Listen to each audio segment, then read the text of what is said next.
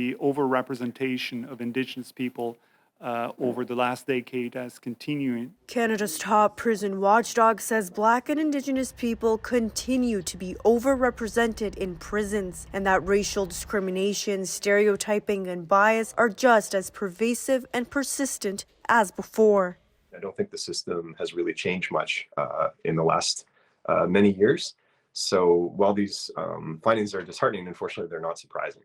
Nationally, Indigenous people only make up about 5% of the total population, but they make up about 32% of the prison population.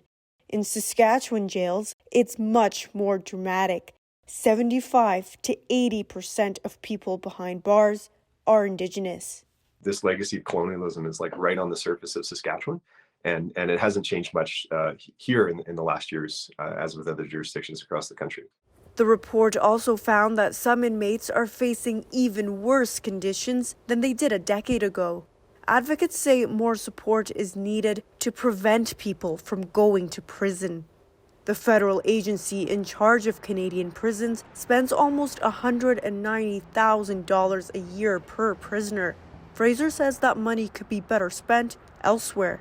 Whether that's housing, whether that's education, whether that's family supports, what people need to stay together, to stay out of prison in the first place. It's just such a bargain to be spending that money to help people before there's a crime committed. If that doesn't happen, Fraser and other advocates say incarceration rates will only get worse. Yasmin Ghanaya, CBC News, Saskatchewan.